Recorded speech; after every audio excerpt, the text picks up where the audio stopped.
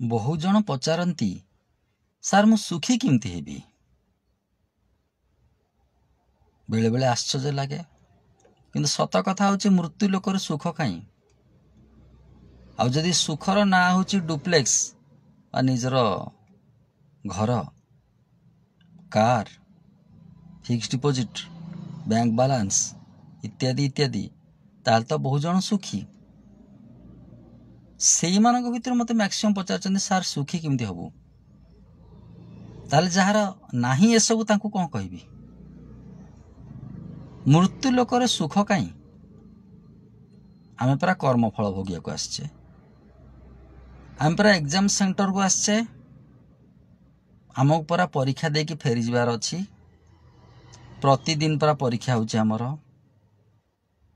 Marksheet ଉପରେ ଅଛି, mark କେତେ ରହିଲା ଜାଣିବା ପାଇଁ ଉପରକୁ ଯିବାକୁ ପଡ଼ିବ। ମୃତ୍ୟୁ ଲୋକର ସୁଖ କାହିଁ? କେବେ ନୁହଁ।